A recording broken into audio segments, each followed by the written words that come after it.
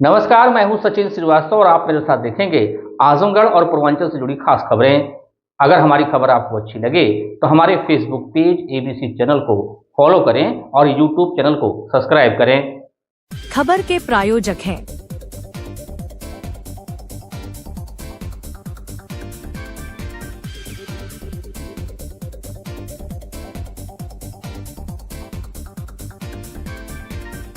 Kashi Gomti jewellers, Bhanwarnath, Ayodhya road, Azamgarh. Akshaya Tritiya offer, सोने के आभूषणों की बनवाई पर 450 रुपए प्रति ग्राम की सीधी छूट और हीरे के आभूषणों की बनवाई पर 100% की छूट। GD global school, Kartalpur bypass, Azamgarh. Admission open classes nursery to 9th and 11th, free admission to nursery to class 5th. Limited time offer. Ginni Apparel, complete family shop for apparel shopping. Civil Lines, Azamgarh. नए collection की भरपूर range उपलब्ध। Dalim Sunbeam school, Tiwaripur Mau road, Sidhari, Azamgarh. Admission open for play group 2 class 9th। Sai international school, Pura Pandey, भादुली बाजार, Azamgarh. Admission open. Nursery to class 9th and 11th. Akash synchronization program with Sai International School. Admission open medical, engineering and foundation. Sarvodaya Public School, Harbanshpur, Ajamgarh. Affiliated to CBSA New Delhi. Admission open for nursery to class 9th and 11th. और lifestyle furniture, Belnadi, Azamgarh. खबर आजमगढ़ से है, जहां social media पर एक video तेजी से viral हो रहा है। इसमें एक गुरुजी हाथों में डंडा लिए बच्चों से झाड़ू लगवाते हुए नजर आ रहे हैं। इस वीडियो के वायरल होते ही चर्चाओं का बाजार गर्म हो गया है। लोग गुरुजी की इस कार्यशैली पर सवाल खड़े कर रहे हैं। वहीं बीएसए का कहना है कि मामला मेरे संज्ञान में नहीं आया है, लेकिन जाँच कर कार्रवाई की जाएगी। अभी हाल ही में अजमतगढ़ विकास खंड का एक वीडियो वायरल हुआ था, जिसमें प्रधानाध्यापक द्वारा बच्चों से गाड़ी धुलवाया जा रहा था। इस मामले में बीएसए ने प्रधानाध्यापक को तत्काल प्रभाव से निलंबित कर दिया था। अभी यह मामला ठंडा भी नहीं हुआ था कि तबरपुर विकास खंड का एक वीडियो सोशल मीडिया पर वायरल हो गया। यह वीडियो प्राथमिक विद्यालय बेगपुर का बताया जा रहा है, जिसमें एक शिक्षक हाथों में डंडा लिए खड़े हैं और 3 बच्चे हाथों में झाड़ू लेकर विद्यालय परिसर में सफाई करते हुए नजर आ रहे हैं। इस वीडियो के वायरल होते ही बेसिक शिक्षा पर बड़े सवाल खड़े होने शुरू हो गए हैं। इस संबंध में बीएसए राजीव पाठक ने बताया है कि यह वीडियो हमारे संज्ञान में नहीं आया है।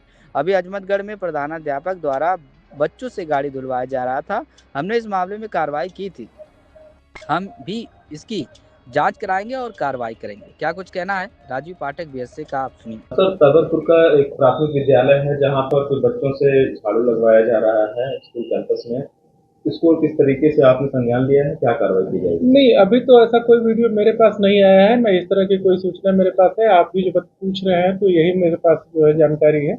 मैं इसको देख रहा हूँ कि क्या है, लेकिन जो है अगर इस तरह का एक मामला हमारे यहाँ जो है अजमतगढ़ में आया था, जिसमें हम लोगों ने कार्रवाई की कि बच्चे जो है टीचर के जो है गाड़ी को धुल रहे थे, तो तत्काल कार्रवाई की गई है। मैं इस मामले को देख रहा हूँ। सर, लेकिन ये जो मैं मामला बता रहा हूँ, ये प्राथमिक विद्यालय बेगपुर एमा तहबरपुर के का प्राथमिक विद्यालय। दरअसल मेरे संज्ञान में ये मामला अभी नहीं आया है। आप जो पूछ रहे हैं यही मुझे इतनी ही जानकारी है, तो मैं देख रहा हूँ क्या है मामला। आजमगढ़ एक बार फिर संदिग्ध आतंकी गतिविधियों के मामले में सुर्खियों में है। दिल्ली पुलिस की स्पेशल सेल द्वारा देश के खिलाफ बड़ी साजिश रचने के आरोप में 4 संदिग्धों की गिरफ्तारी के बाद जिले का कनेक्शन सामने आया है। गिरफ्तार आरोपियों में आजमगढ़ निवासी मोशैब अहमद उर्फ सोनू का नाम शामिल है, जबकि अन्य आरोपियों की पहचान मोहम्मद हमाद, शेख इमरान और मोहम्मद सोहेल के रूप में हुई है। ये गिरफ्तारियां बिहार, भुवनेश्वर और मुंबई समेत अलग अलग स्थानों से की गई हैं। फिलहाल इस मामले में आजमगढ़ पुलिस कैमरे के सामने कुछ भी बोलने से बच रही है। मामले में सामने आया है कि मोशैब अहमद मूल रूप से महाराजगंज थाना क्षेत्र के सिकंदरपुर आइमा सरधा गांव का रहने वाला है। हालांकि करीब 15 से 20 साल पहले उसका परिवार गांव छोड़कर बाहर रहने लगा था और तब से गांव में उनका कोई खास संपर्क नहीं रहा। जानकारी के अनुसार मोशैब के पिता सऊदी अरब में रहते हैं, जबकि उसकी मां जैतुन्निसा इस समय बिलरियागंज थाना क्षेत्र के नसीरपुर में किराए के मकान में रह रही है। मोशैब की मां जैतुन्निसा ने बताया कि उनका बेटा करीब 1.5 साल पहले घर आया था, जिसके बाद से वह बाहर ही रह रहा है। उन्होंने उसके किसी भी आतंकी गतिविधि में शामिल होने की जानकारी से इनकार किया है। पहले क्या कुछ कहना है जैतुन्निसा मोशैब की मां का, आप सुनिए। जैतुन्निसा। अच्छा ये बताइए कि जो आपके वो बेटे हैं मुसैद अहमद, उनको आप जानती हैं? कहाँ रहते हैं अभी? उनका कुछ नाम आया है आतंकवादी गतिविधियों में, उनको कैसे देख रहे हैं आप? वहाँ खड़ौली रहता है। खड़ौली रहता है। कहाँ रहता है अभी? खड़ौली। कुछ आप जानती हैं उनके बारे में? नहीं, कुछ मैं नहीं जानती। हाँ। मैं तो गाँव में हूँ। बेटा से आप मिली भी अपने? हाँ, तो बेटा दिल्ली गया है मेरा। हाँ। तो वहाँ पे जाके मिली हूँ। हाँ। लोग कह रहे हैं कि किसी साजिश में शामिल था, क्या जानकारी है आपके पास? कुछ नहीं मेरे पास, कुछ नहीं मुझे पता है। अगर गलत किया है उसके साथ कार्रवाई होती है तो कोई आपको तकलीफ, या सही है तो उसको जांच में छूट जाएगा? हाँ, तो मुझे कुछ नहीं पता है तो मैं क्या बताऊँ, जब कुछ मालूम नहीं है मुझे कि किस वजह से ले गए हैं, क्या है क्या नहीं है, कुछ पता नहीं है। वहाँ पर भी गए तो कुछ तो नहीं मुझे बताया कि मुझे मालूम पड़ेगा। पिछली बार घर कब आया था आपका बेटा? उसको तो आने 1.5 साल हो गया।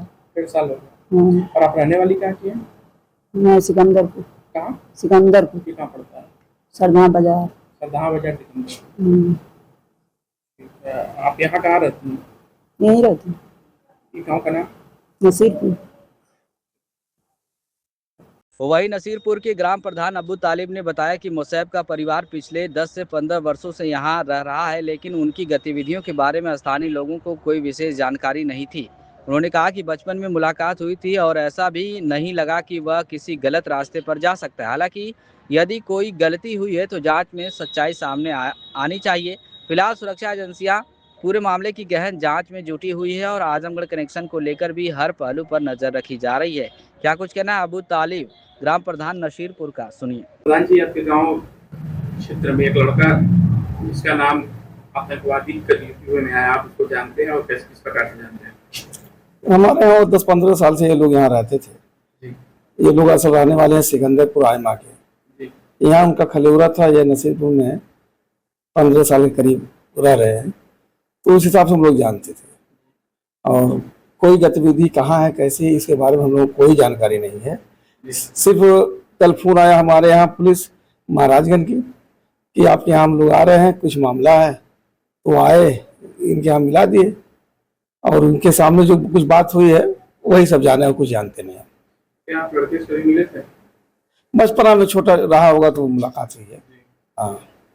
और आप उसका अगर नाम आता आतंकवादी के व्यू में, आप उसे कैसे देखते हैं अपने गांव के रूप में, आप प्रधान प्रतिनिधि के रूप में? भाई अगर इस तरह के अगर गलत कारण की गलत कामों में अगर कोई लिप्त है तो उसको हम गलत देखते हैं, लेकिन हमको अच्छी उम्मीद रखते हैं कि ऐसा कुछ होने की है, हो सकता है कि कुछ गलती हुई हो लड़के से, लेकिन उम्मीद नहीं है।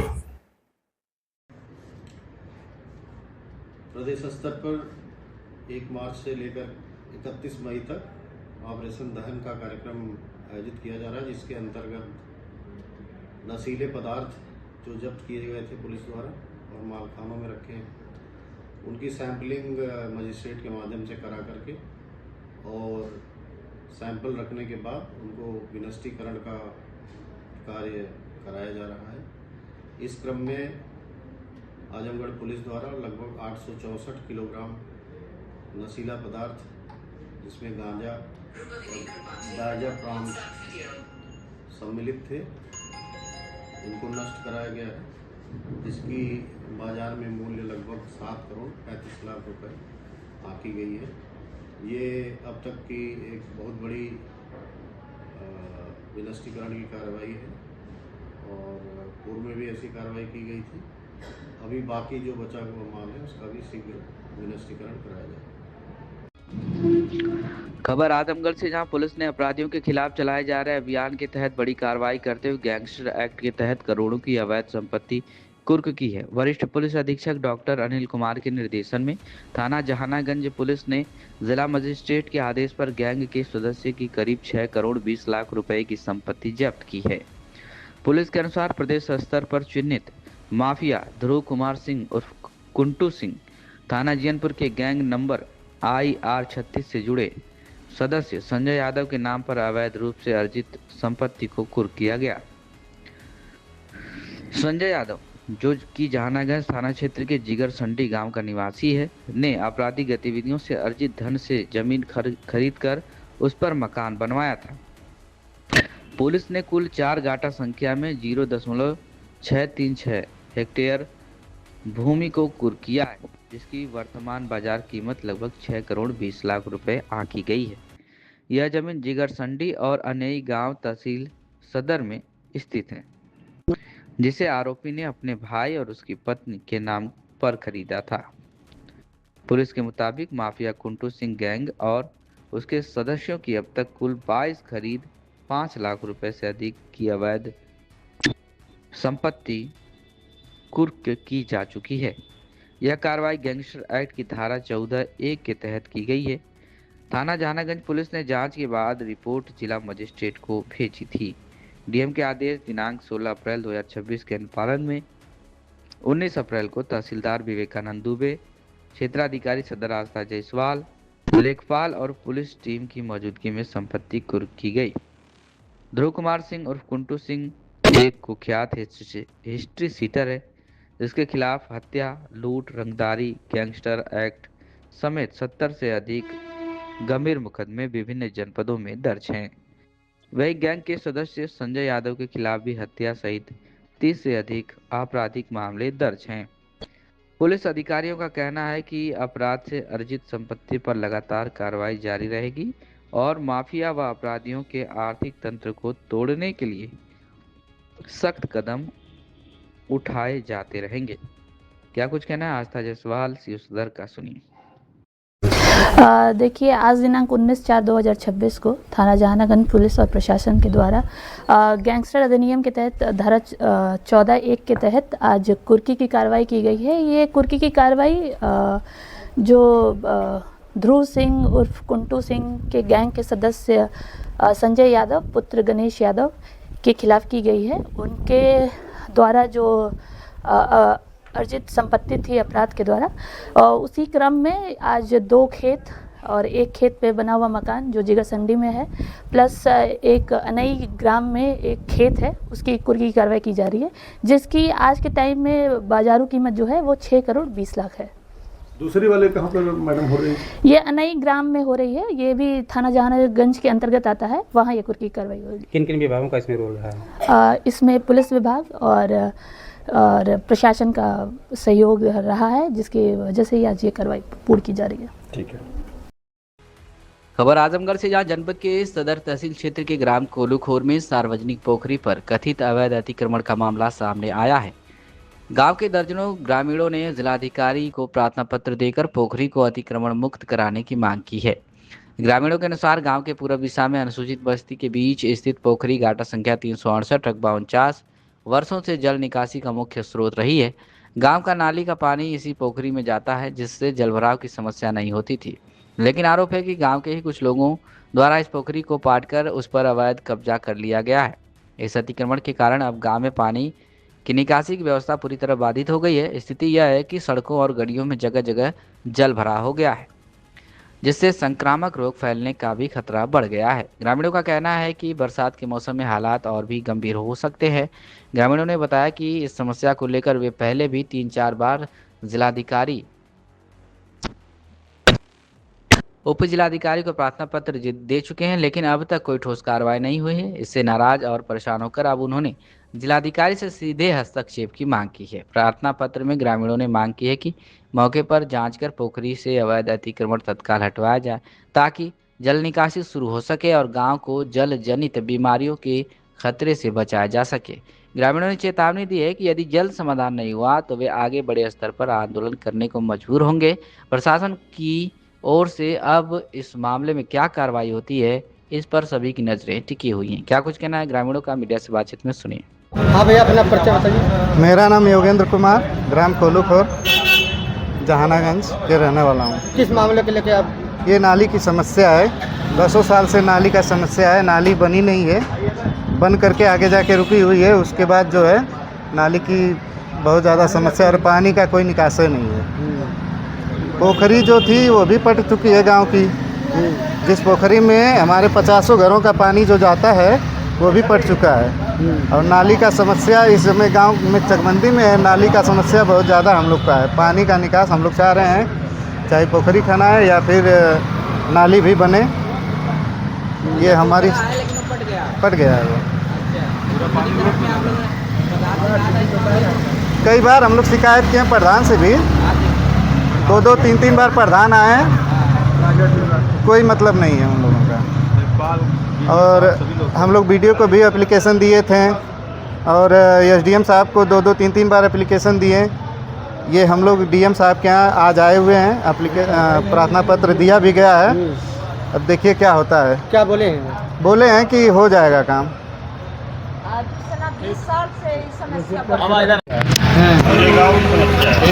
पूरे गांव का ही मानिए, लेकिन आप कुछ पानी जो है कि उधर कुछ निकलता है, करीब 70-80 घरों का पानी जो है आरसीसी जो पड़ी हुई है ना, आरसीसी पर पूरा एकदम पानी बहता है। आरसीसी के ऊपर पानी पूरा आरसीसी के ऊपर रास्ता भी एकदम बंद रहता है, बहुत एकदम गंदगी रहता है, पूरा महकता है। जब अधिकारी जाएंगे तब देखेंगे मौके पर, तब न समझ में आएगा। हमार उर्मिला नाम है, कोलूखोर। क्या समस्या नाली की समस्या है, हम लोग की पानी का निकास नहीं है। हम लोग बहुत कीड़ा है मकोड़ा है घर में जाता है, इसको बनाने के लिए न प्रधान सुनते हैं न कोई नहीं सुनता है। गढ़ई भी पट गई है, गढ़ई भी खोदाने के लिए कोई राजी नहीं है। कितना दिन से समस्या? अरे 20 साल से ये समस्या बढ़ी हुई है। प्रधान क्या कर रहे हैं? प्रधान कुछ नहीं कर रहे हैं, देखते हैं जाके अपने देख के पटा जाते हैं। क्या चाहती हैं हम चाहते हैं कि नाली की निकास निकलो इसकी पानी। अरे हाँ, बस्ती। खबर आजमगढ़ से है। रविवार को भगवान परशुराम जन्मोत्सव चंद्रमा ऋषि आश्रम सिलनी स्थित भगवान परशुराम मंदिर में अखिल भारतीय वर्षीय ब्राह्मण सभा, ब्राह्मण एकता परिषद, परशुराम सेना आदि संगठनों द्वारा संयुक्त रूप से धूमधाम के साथ मनाया गया। इस अवसर पर मंदिर में स्थापित भगवान परशुराम की प्रतिमा का वैदिक रीति से पूजन कर श्रद्धालुओं ने माल्यार्पण किया। कार्यक्रम में अखिल भारत वर्षीय ब्राह्मण सभा के राष्ट्रीय वरिष्ठ उपाध्यक्ष पंडित सुभाष चंद्र तिवारी कुंदन ने कहा कि भगवान विष्णु के छठे अवतार भगवान परशुराम ने समाज को अन्याय के विरोध का संदेश दिया। वे पराक्रम के प्रतीक, सत्य के धारक तथा योग नीति एवं धनुर्विद्या के पारंगत थे। उन्होंने सहस्त्रार्जुन सहित कई अत्याचारी राजाओं का वध कर समाज में व्याप्त भय और आतंक को समाप्त कर धर्म की स्थापना की। ब्राह्मण सभा के राष्ट्रीय संगठन मंत्री संजय कुमार पांडे सरस तथा प्रदेश अध्यक्ष शर्मानंद पांडे ने परशुराम जी के व्यक्तित्व एवं कृतित्व पर प्रकाश डालते हुए कहा कि वे महान तपस्वी और चिरंजीवी हैं। मान्यता है कि त्रेता युग में उन्होंने श्री राम को सारंग धनुष तथा द्वापर युग में श्री कृष्ण को सुदर्शन चक्र प्रदान किया था। कार्यक्रम के अंत में ब्राह्मण एकता परिषद के विशाल उपाध्याय ने आभार व्यक्त किया। आश्रम के महंत बम गिरी की देख रेख में पंडित श्री राम मिश्र एवं अन्य विद्वान ब्राह्मणों ने विधिवत पूजन संपन्न कराया। इस अवसर पर भाजपा नेता अखिलेश मिश्र गुड्डू, आरपी राय, ब्राह्मण सभा के प्रदेश महामंत्री अशोक कुमार तिवारी, जिलाध्यक्ष अभिषेक पांडे, परशुराम सेना के अध्यक्ष संजय दुबे, बंशीधर पाठक, डॉक्टर HN पाठक, महंत संजय पांडे, अजय पांडे, दिलीप मिश्रा, अश्विन दुबे, सुनीता उपाध्याय, रागिनी तिवारी, सुरेंद्र पाठक, बलराम तिवारी, घनश्याम पाठक, सचिदानंद पांडे, रविंद्र चौबे, राकेश तिवारी, अखिलेश तिवारी, पुनीत उपाध्याय, दामोदर चौबे, गंगा शंकर मिश्रा, सुभाष तिवारी, सूर्य प्रकाश मिश्रा, राकेश कुमार राय, अश्विन त्रिपाठी, शैलेश राय, गुलाब राय, सुधाकर पाठक, सजन राय सहित अनेक लोग उपस्थित रहे। आज अखिल भारतवर्षीय ब्राह्मण सभा, ब्राह्मण एकता परिषद और परशुराम सेना के संयुक्त तत्वावधान में यहाँ पर भगवान परशुराम जयंती का कार्यक्रम आयोजित किया गया है, जो प्रतिवर्ष से यहाँ पर चंद्रमा ऋषि आश्रम, जहाँ पर भगवान परशुराम का मंदिर बना है, यहाँ पर मनाया जाता है। भगवान परशुराम अन्याय का विरोध करने की प्रेरणा देते हैं। प्राचीन काल में जब ब्राह्मण लोग जो है ऋषि मुनि या शस्त्रों का ज्ञान देते थे, शस्त्रों का निर्माण करते थे, लेकिन शस्त्र अपने हाथ में नहीं उठाते थे और संपूर्ण संसार के रक्षा की जिम्मेदारी क्षत्रियों को दे दी गई थी। सहस्रार्जुन एक महाप्रतापी क्षत्रिय राजा हुआ जिसके नेतृत्व में है वंशी अनेक क्षत्रिय शासकों ने अत्याचार करना प्रारंभ कर दिया। उस समय भगवान परशुराम जो भगवान विष्णु के छठे अवतार हैं और इन्हें भगवान विष्णु का आवेशा अवतार भी कहा जाता है, इन्होंने जो है सहस्रार्जुन का नाश किया और 21 बार अत्याचारी क्षत्रिय राजाओं का विनाश किया। और उन्होंने यह प्रेरणा दी कि जो सज्जन पुरुष हैं, जो ज्ञानी पुरुष हैं, उनको आवश्यकता पड़ने पर अन्याय का विरोध करने के लिए शस्त्र भी उठाना पड़े तो उठाना चाहिए। तो भगवान का परशुराम का जीवन आज भी प्रासंगिक है, क्योंकि आज भी जहाँ भी अत्याचार होता है समाज में लोग देखा जाता है कि मुंह मोड़ के घूम जाते हैं। तो अगर भगवान परशुराम को मानना है तो आपको जो है यह ज़रूरत पड़ने पर अत्याचार अन्याय का विरोध करना पड़ेगा। भगवान परशुराम ज्ञान तप शौर्य के प्रतीक थे, महाबली थे। इन्होंने जो है भगवान श्री राम को धनुष इन्होंने ही दिया। कृष्णावतार में इन्होंने भगवान कृष्ण को चक्र सुदर्शन प्रदान किया। और भविष्य पुराण में इस बात का उल्लेख है कि जब कल की भगवान अवतरित होंगे तो उस समय भगवान परशुराम जो है उनके गुरु के रूप में पुनः धरा पर आएंगे। तो ऐसे भगवान के अवतार को जो अमर अवतार है और हर युग में जिनका प्रादुर्भाव हो रहा है, इनको हम पूरे ब्राह्मण समाज के लोग सत सत नमन कर रहे हैं। और खबर आजमगढ़ से, जहां पुलिस कर्मियों के स्वास्थ्य, मानसिक संतुलन और पारिवारिक जिम्मेदारियों को ध्यान में रखते हुए जनपद आजमगढ़ में एक सराहनीय पहल की गई है। पुलिस लाइन परिसर में करीब 4500 वर्ग फीट क्षेत्र में अत्याधुनिक जिम, योगा केंद्र, कैश डे केयर और पुस्तकालय का उद्घाटन शनिवार को किया गया। इस पहल का उद्देश्य पुलिस बल के जीवन स्तर को बेहतर बनाना और उनके कार्य के साथ संतुलन स्थापित करना है। कार्यक्रम का उद्घाटन पुलिस उप महानिरीक्षक आजमगढ़ परिक्षेत्र सुनील कुमार सिंह एवं उनकी धर्मपत्नी मीनाक्षी सिंह तथा वरिष्ठ पुलिस अधीक्षक डॉक्टर अनिल कुमार और उनकी धर्मपत्नी दीपशिखा द्वारा फीता काटकर किया गया। आधुनिक उपकरणों से सुसज्जित जिम और योग केंद्र पुलिस कर्मियों की शारीरिक फिटनेस को मजबूत करने के साथ साथ तनावपूर्ण ड्यूटी के बीच मानसिक संतुलन बनाए रखने में सहायक होंगे। इसके साथ ही स्थापित की गई समृद्ध लाइब्रेरी ज्ञानार्जन और मानसिक शांति का केंद्र बनेगी। वहीं महिला पुलिस कर्मियों की सुविधा के लिए बनाए गए डे केयर सेंटर से वे अपने छोटे बच्चों की चिंता से मुक्त होकर अपनी ड्यूटी बेहतर ढंग से निभा सकेंगी। इस पहल के पीछे वरिष्ठ पुलिस अधीक्षक डॉक्टर अनिल कुमार की दूरदर्शी सोच और संवेदनशील नेतृत्व की महत्वपूर्ण भूमिका रही है। उनके प्रयासों से पुलिस कर्मियों के कल्याण को प्राथमिकता मिल रही है, जिससे न केवल उनका मनोबल बढ़ रहा है बल्कि उनके परिवारों के जीवन में भी सकारात्मक बदलाव आ रहा है। उद्घाटन कार्यक्रम के बाद प्रशिक्षण प्राप्त कर रही महिला रिक्रूट आरक्षियों के सम्मान में बड़ा खाना का आयोजन किया गया।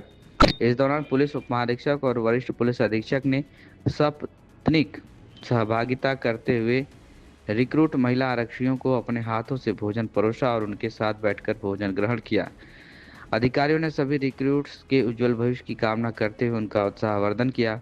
कार्यक्रम में अपर पुलिस अधीक्षक ग्रामीण चिराग जैन, अपर पुलिस अधीक्षक नगर मधुबन कुमार सिंह, अपर पुलिस अधीक्षक यातायात सहित अन्य अधिकारी, थाना प्रभारी, महिला रिक्रूट आरक्षी और उनके परिजन उपस्थित रहे। यह पहल न केवल आजमगढ़ में प्रेरणादायक उदाहरण बनकर उभरी है, बल्कि यह भी दर्शाती है कि कर्तव्य के साथ साथ स्वास्थ्य, परिवार और मानवीय संवेदनाओं को भी समान महत्व दिया जा सकता है। खबर आजमगढ़ से, जहां जनपद में अपराध नियंत्रण अभियान के तहत पुलिस को बड़ी सफलता हाथ लगी है। थाना जहानागंज और थाना फूलपुर क्षेत्रों में हुई 2 अलग अलग पुलिस मुठभेड़ों में अंतर्राज्यीय चोर गिरोह के सदस्य और एक साथी हिस्ट्री सीटर अभियुक्त को घायल अवस्था में गिरफ्तार किया गया है। दोनों ही मामलों में अभियुक्तों ने पुलिस टीम पर जानलेवा फायरिंग की, जिसके जवाब में आत्मरक्षार्थ की गई कार्रवाई में उनके पैर में गोली लगी। पहला मामला थाना जहानागंज क्षेत्र का है, जहां पीजीआई चक्रपानपुर परिसर में हुई चोरी की घटनाओं के खुलासे के दौरान पुलिस ने मुखबिर की सूचना पर गंभीर वन क्षेत्र में घेराबंदी की। इस दौरान अंतर्राज्यीय गिरोह का सदस्य संजय भील उर्फ संजू निवासी धार मध्य प्रदेश पुलिस पर फायरिंग करने लगा। जवाबी कार्रवाई में वह घायल हो गया और मौके से गिरफ्तार कर लिया गया। उसके पास से अवैध तमंचा, कारतूस, सोने चांदी के आभूषण, नकदी समेत 6,50,000 रुपए का माल बरामद हुआ है। पूछताछ में उसने अपने साथियों के साथ विभिन्न राज्यों में चोरी की वारदातों को अंजाम देने की बात स्वीकार की है। पहले क्या कुछ कहना है इस मामले को लेकर मधुबन कुमार सिंह, एसपी सिटी का सुनिए। चोरों के खिलाफ कार्रवाई हुई है, क्या है पूरा मामला, उसमें क्या? यह मामला थाना जहानागंज का है। जहानागंज में पीजीआई में चोरी की घटना घटित हुई थी, जिसमें 2 मुकदमे पंजीकृत किए गए थे। इसके लिए वरिष्ठ पुलिस अधीक्षक महोदय द्वारा टीमें लगाई गई थीं। टीमों के द्वारा सीसीटीवी फुटेज, एक छत पे सीसीटीवी कैमरों की जो लोकेशन है वो आईसीजेएस पे अपराधियों का डाटा सर्च कराया गया, जिससे अपराधियों की पहचान सुनिश्चित हुई। ये सूचना मिली थी कि इस घटना में शामिल एक अभियुक्त संजय कोल, जो मध्य प्रदेश का रहने वाला है, धार जिले का रहने वाला है, पुनः अपराध करने के लिए यहाँ सक्रिय है। जहानागंज पुलिस द्वारा इसकी घेराबंदी की गई और इससे पुलिस मुठभेड़ हुई, जिससे इसके पैर में गोली लगी है, गंभीर रूप से घायल हुआ, जिसे जिला अस्पताल ले जाया गया। अभियुक्त के कब्जे से चोरी गए सामान में लगभग 34 ग्राम सोना, 10 अदद चांदी के सिक्के, 4 जोड़ी पायल और लगभग 40,000 रुपये बरामद हुए हैं। इस संबंध में जो अन्य 3 अभियुक्त हैं वो भी प्रकाश में आए हैं, जिनकी गिरफ्तारी के लिए और अन्य कार्रवाई के लिए कार्रवाई की जा रही है, विधिक कार्रवाई की जा रही है। इनका और भी कहीं से गुरुओं में काम कर रहे थे या फिर वो बाजारू कीमत क्या है जो सोने की जो चुराई थी? ये लगभग जो इन्होंने चोरी की घटना कारित की थी तो लगभग 8.5 लाख रुपए के गहने थे। उनको इन्होंने सोने के जो गहने थे उनको गलाकर इन्होंने उसको सॉलिड रूप दे दिया था। इस तरह से ये बरामदगी। इसके पहले भी कई मामलों में कई अपराधों में संलिप्त थे। इस संबंध में जानकारी करने में आई थी तो इनका जो अपराध करने का जो तरीका था वो ये पता चला था कि ये मेडिकल कॉलेज को टारगेट करते हैं और उनमें स्थित जो आवास हैं उनमें चोरी की घटनाएं कारित करते हैं। Proper sir medical college. वहीं दूसरी मुठभेड़ फूलपुर थाना क्षेत्र में हुई, कोई जहां पुलिस ने फरार चल रहे साथी रवि केसरी चौहान को घेर लिया। गिरफ्तारी से बचने के लिए उसने पुलिस टीम पर फायरिंग कर दी। जवाबी कार्रवाई में वह घायल हो गया और पकड़ा गया। उसके कब्जे से तमंचा, कारतूस, मोटरसाइकिल, मोबाइल व नकदी बरामद हुई। आरोपी पर हत्या, चोरी, एनडीपीएस एक्ट व आर्म्स एक्ट सहित 14 से अधिक गंभीर मामले दर्ज हैं। दोनों घटनाओं में घायल अभियुक्तों को उपचार के लिए अस्पताल भेजा गया है। पुलिस द्वारा विधिक कार्रवाई करते हुए आगे की जांच जारी है। फील्ड यूनिट ने मौके पर पहुंचकर साक्ष्य भी एकत्र किए। क्या कुछ कहना है चिराग जैन, एसपी ग्रामीण का, सुनिए। पूरा मामला सर और किस तरह से कार्रवाई करते थे लोग? थाना फूलपुर के अंतर्गत गांव भैंसाडी से कल एक सूचना प्राप्त हुई थी, जिसमें एक व्यक्ति को जो जिनका नाम है हरिजन, उनको एक केसरी चौहान नाम के व्यक्ति ने दाहिने हाथ पर गोली मार दी थी किसी व्यक्तिगत रंजिश को लेकर। इसमें तत्काल प्रभाव से थाना फूलपुर की टीम मौके पर पहुंचकर घायल व्यक्ति को अस्पताल में दाखिल कराया गया। उसकी वर्तमान में स्थिति सामान्य है। इसकी तत्काल प्रभाव से तहरीर प्राप्त करके मुकदमा दर्ज किया गया। मुकदमे की विवेचना में टीमें गठित की गई उनकी गिरफ्तारी के लिए और जल्दी से इसमें गिरफ्तारी की गई है। कल रात में अभियुक्त को गिरफ्तार किया गया मुठभेड़ में। उसके ऊपर पूर्व से 14 मुकदमे दर्ज हैं, जिसमें पंजाब में उसकी हत्या के मुकदमे, इसके अलावा जहर खुरानी के, शस्त्र अधिनियम के, आबकारी अधिनियम के, एनडीपीएस अधिनियम के मुकदमे 14 मुकदमे इसके ऊपर दर्ज हैं। ये कप्तानगंज का हिस्ट्री शीटर अपराधी है। इसके पास से जिंदा कारतूस और खोखा और तमंचा बरामद किया गया है। आगे की विधिक कार्रवाई की जा रही है। खबर आजमगढ़ से, जहां तरौलिया थाना क्षेत्र के लोहरा गांव में शनिवार देर रात अज्ञात चोरों ने दुस्साहसिक वारदात को अंजाम देते हुए एक साथ 3 घरों में चोरी कर ली। हैरानी की बात यह रही कि घटना के समय सभी परिवारजन घर के अंदर सो रहे थे और इन्हें भनक तक नहीं लगी। चोर लाखों रुपए के जेवरात व नकदी लेकर फरार हो गए। घटना के बाद पूरे गांव में दहशत का माहौल है। प्राप्त जानकारी के अनुसार चोरों ने रात के अंधेरे का फायदा उठाकर सेवानिवृत्त मिलिट्री कर्मचारी ध्रुव नारायण सिंह, लाल बहादुर सिंह और संगीता सिंह पत्नी गुलाब सिंह के घरों को निशाना बनाया। तीनों घरों से कुल मिलाकर 20 से 25 लाख रुपए के जेवरात और नकदी चोरी होने का अनुमान है। परिजनों का आरोप है कि चोरों ने घर के भीतर नशीला स्प्रे या पदार्थ का इस्तेमाल किया, जिससे सभी गहरी नींद में सोते रहे। सर्वेश राज सिंह ने बताया कि घटना उनके परिवार के 3 घरों में हुई और किसी को रात में कोई आहट तक नहीं हुई। उन्होंने पुलिस पर लापरवाही का आरोप लगाते हुए कहा कि अब तक न तो डॉग स्क्वाड बुलाया गया और न ही फॉरेंसिक टीम। पीड़ित आकाश सिंह के अनुसार रात करीब 1 से 3 बजे के बीच चोर मुख्य दरवाजे से घर में घुसे और मंगलसूत्र, हार, अंगूठी, पायल समेत नकदी पार कर दी। इसके बाद अन्य 2 घरों में भी इसी तरह की चोरी की गई। संगीता सिंह ने बताया कि सुबह उठने पर दरवाजे खुले मिले और सामान बिखरा पड़ा था। वहीं लाल बहादुर सिंह ने बताया कि निर्माणाधीन मकान का फायदा उठाकर चोर घर में दाखिल हुए और बक्से समेत कीमती सामान उठा ले गए। सूचना पर पहुंची पुलिस मौके पर जांच पड़ताल शुरू कर दी है। हालांकि ग्रामीणों ने पुलिस की कार्यशैली पर सवाल उठाते हुए जल्द खुलासे की मांग की है। इस संबंध में थाना अध्यक्ष देवेंद्र नाथ दुबे ने बताया कि प्रथम दृष्टया मामला चोरी का है। पुलिस सभी पहलुओं पर जांच कर रही है और जल्द ही घटना का खुलासा किया जाएगा। आकाश सिंह। पिताजी का नाम भी? ध्रुव नारायण सिंह। अच्छा, ग्राम लोहरा, पथरौलिया। क्या हुआ, कैसे हुआ, क्या रात में हुआ, आज इसके बारे में बताइए, शुरू से बारे में बताइए। सर रात में करीब 1 से 3 के बीच में हमारे घर में मेन दरवाजे से चोर घुसे हैं। जो भी हमारे घर में जेवर, जिसमें कि मंगलसूत्र, हार, अंगूठी, सीकड़ प्लस पायल, कैश 25,000 ये सब लेके गए हैं। फिर हमारे चाचा जी के घर में घुसे हैं, उनके यहाँ से मंगलसूत्र, अंगूठी और कान का और प्लस 20,000 रुपये। हमारे बड़े पिताजी हैं श्री लाल बहादुर सिंह, उनके घर में घुसे हैं, उनके यहाँ से 20,000 रुपये प्लस चांदी के सिक्के थे कुछ, वो लेके गए हैं।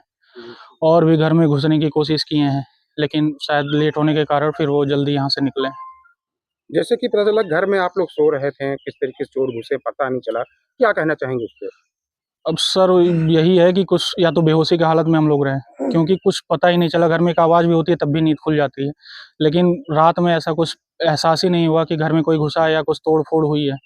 और जबकि सारी चीज़ें तोड़ के ही वो सब लेके गए हैं, लेकिन कुछ पता ही नहीं चला है, कुछ पता नहीं चला। तो जैसे लगभग आप जो सामान बता रहे हैं, लगभग अंदाज बताइए, पूरा सामान कैश मिला के लगभग आपका कितना रहा होगा? अब सर हमारे घर का तो हम बता सकते हैं 15 से 20 लाख के करीब, जो जेवर प्लस कैश मिला के सब, प्लस चाचा जी का जो है 20,000। जानकारी कब हुई आप लोगों को? सर सुबह जब चाचा जी का फोन आया कि हमारे घर में चोरी हो गई है, तो हम उनके यहाँ गए, फिर अपने यहाँ आके देखे हमारे यहाँ भी चोरी हुई है। पुलिस आई थी, क्या कही? पुलिस आई है, नाम नंबर सब लिख के गई है। फिर अभी 10 बजे थाने पे बुलाए हैं सब। अभी तहरीर नहीं दी है? नहीं, 10 बजे बुलाए हैं कि आइए आप फिर कंप्लेन करवाइए।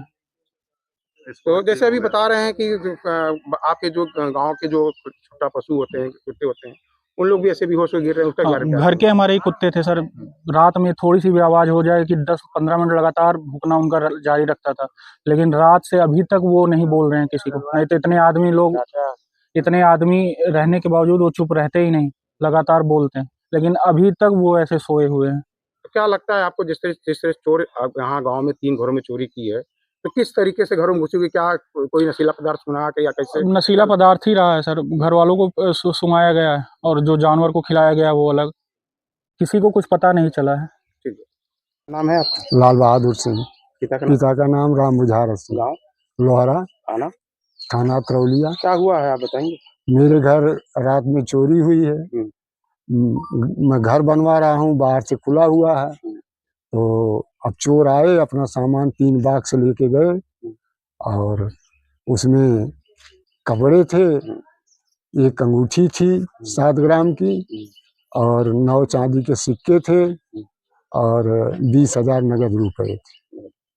कब चोरी की जानकारी कब हुई आपको, कैसे आपको जानकारी? सुबह जानकारी हुई है 4 साढ़े 3 के बाद। और लगभग चोर कब आए, कब कैसे, क्या बजे रात आप लोग खाना पीना खा के सोए? इसके बारे में सोए तो थे 12 बजे करीब, 1 बजे तक हम जग रहे थे, इसकी गारंटी हम देते हैं, 1 बजे के बाद का जी। और लोगों को घर में यहाँ घुसे हैं गाँव में? हमारे सगे भाई गुलाब सिंह के यहाँ हुई है, अर्पित सिंह हैं उनके लड़के, फिर छोटा भाई है ध्रुव सिंह, मिलिट्री में रहता है, उसके घर में चोरी किए हैं। दरवाजे पर वो सोया था, उसके घर में से हार गया है। आपके यहाँ बताइए जानकारी आपको कब हुई? हमको जानकारी तो सुबह हुई है 4 बजे। सुबह 4 बजे जी, जब आप सो के उठे तब जी देखा। जी लगभग अंदाज बताइए टोटल सामान लगभग कितने का रहा होगा? लगभग 1 लाख से आसपास ऊपर का रहा होगा। जी संगीता सिंह। संगीता, कहाँ घर है? लोहरा तो है। थाना कौन सा? अतरौलिया। क्या हुआ है, कैसे चोरी हुई रात में, क्या है इसके बारे में बताइए। भैया हमको क्या मालूम, तो सोए थे 12 बजे उठे थे पानी पीने, बाथरूम गए थे और इसके बाद जब उठे सुबह 5 नहीं बजा था, 10-5 मिनट कम ही था, तभी उठे थे तो देखे ऊपर उजाला था। तो हम कहें कि दरवाजा, हम ही बाद में उतरे बंद करके, कहे दरवाजा तो ये भी खुला था। तो हम कहें मेरे देवरानी है, उनका मकान बन रहा है तो है इसी हमारे ही घर में। तो हम कहीं यही चादर लगाई थी तो खोली होगी, देखे ये भी खुला है। तो हम दरवाजा खोल के देखें भैया सब छितराया हुआ था, हमको घबराहट होने लगी। तो क्या चोर ऊपर छत पे रास्ते से है? हम तो नहीं देखे, बच्चे देखे हैं, कुड़ा तोड़ दिए। कितना सामान चोरी हुआ होगा लगभग आपके यहाँ? अब भैया हम का बताई, जौन जौन गल बताते ही पैसा हो रहा कड़ी नोट, साल भर से ऊपर होते पिछला के ब्याह कैले रहनी, कड़ी नोट रहे 10,000 रुपया रुपया कड़ी हो चल कर बैग में रखले रहनी। सामान क्या क्या रहा था? सामान क्या क्या था चोरी हुआ है? चांदी की मछली थी, एक सिक्का था और चैन था 2 और एक कान का था। साई इंटरनेशनल स्कूल, जहां हर दिन एक नई शिक्षा की शुरुआत है। Modern education system, smart classrooms, expert teachers और एक ऐसा एनवायरनमेंट जहां हर बच्चा अपने सपने सच करता है। पढ़ाई के साथ साथ स्पोर्ट्स, आर्ट और एक्स्ट्रा एक्टिविटीज। आजमगढ़ का बेस्ट इंग्लिश मीडियम स्कूल, जहां हर बच्चे को मिलता है परफेक्ट एजुकेशन। एडमिशन ओपन आज ही जुड़े साई इंटरनेशनल स्कूल से, जहां हर कल नई उम्मीद के साथ रोशन होता है।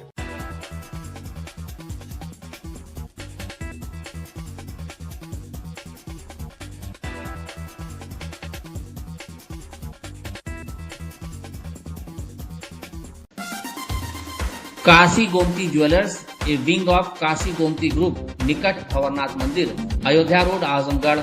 शादी के आभूषण की खरीद पर दुल्हन का श्रृंगार और गृहस्थी का सामान बिल्कुल मुफ्त।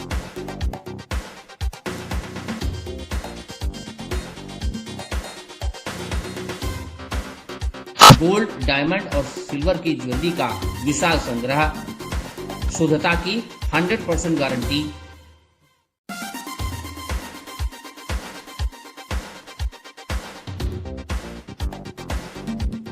अपने खूबसूरत लम्हों को बनाएं और यादगार। पहुंचे काशी गोमती ज्वेलर्स, निकट भंवरनाथ मंदिर, Ayodhya road, Azamgarh. GD global school, Kartalpur bypass, Azamgarh. Admissions open for session 2026 to 27. Classes nursery to 9 and 11 science, commerce, humanities. Free admission for classes nursery to 5th. Limited time offer. Contact us 9455211111, 8795244555. Website www.gdglobalschool.in. Limited seats available. Apply now.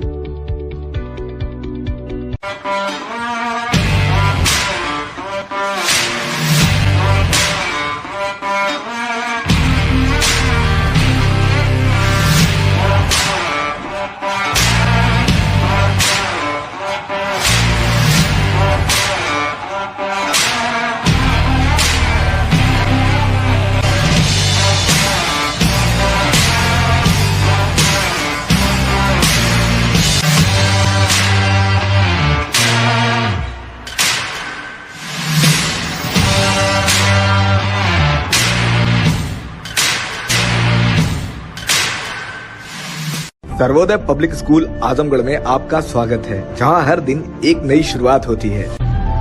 यहां आपके बच्चे की अच्छी शिक्षा और बेहतर भविष्य के लिए नई शिक्षा नीति 2020 के अनुरूप पाठ्यक्रम है और इससे जुड़ी सभी सुविधाएं उपलब्ध हैं। यहाँ sports, horse riding, dance classes जैसी यूजफुल एक्टिविटीज तो होती ही हैं, साथ ही लाइब्रेरी, म्यूजिक और आर्ट एंड क्राफ्ट के थ्रू भी बच्चों की क्रिएटिविटी को स्पेशली बढ़ावा दिया जाता है। बच्चों को तकनीकी दुनिया से जोड़े रखने के लिए स्मार्ट क्लासेस, रोबोटिक्स, और कंप्यूटर लैब्स उपलब्ध हैं। छोटे बच्चों के लिए अलग से प्ले सेट एरिया है और एक्टिविटी रूम की व्यवस्था है। सर्वोदय स्कूल में बड़ी क्रिकेट एकेडमी के साथ ही हेल्थ और वेलफेयर क्लब भी है, जहाँ पर बच्चों को सेहतमंद और खुश रखने की पूरी कोशिश की जाती है। 6th क्लास से गर्ल्स के लिए सेपरेट क्लासेस और बिल्कुल सुरक्षित स्कूल बस सर्विसेज, वो भी GPS के साथ सभी रूट्स के लिए अवेलेबल है। ये है डालिम सनबीम स्कूल। डालिम सनबीम स्कूल एक सकारात्मक, आनंदमय और सृजनात्मक वातावरण में शिक्षा की नींव को मजबूत करता है। यहाँ बचपन की शुरुआत पॉजिटिव असेंबली और एंगेजिंग एक्टिविटीज के साथ होती है। यहाँ बच्चे tracing board, phoenix, early reading and writing, crafts and yoga को एक्सप्लोर करते हैं। स्मार्ट क्लासरूम्स के साथ साथ यहाँ सब्जेक्ट्स के अनुसार साइंस लैब, मैथ और कंप्यूटर लैब की भी सुविधाएं हैं। एक बड़ी लाइब्रेरी भी जो बच्चों में क्रिटिकल थिंकिंग को बढ़ाता है। स्पोर्ट्स जैसे कि बास्केटबॉल, वॉलीबॉल और स्केटिंग से बच्चे फिजिकली फिट रहते हैं। इंडोर गेम्स जैसे कि चेस और कैरम के जरिए बच्चे टीम वर्क सीखते हैं। ये वाराणसी के 50 साल से भी ज्यादा पुराने डालिम स्कूल की ही एक ब्रांच है। इसकी लोकेशन है तिवारीपुर सिधारी, आजमगढ़। Lifestyle furniture, Belnadi, Azamgarh. सभी प्रकार के फर्नीचर एवं इलेक्ट्रॉनिक सामानों की भरपूर रेंज उपलब्ध। हमारे यहाँ EMI की सुविधा 0% ब्याज पर उपलब्ध। इलेक्ट्रॉनिक सामानों में LED TV, refrigerator, washing machine, air conditioner, air cooler, deep freezer, water cooler, mixer juicer, iron, fan, induction, battery, inverter, electric geyser, gas geyser, आटा चक्की इत्यादि। फर्नीचर के सामानों में बेड, गद्दा, सिंगारदान, अलमीरा, sofa, table, chair, rack, stool, संदीली, सीढ़ी, डाइनिंग टेबल, झूला आदि।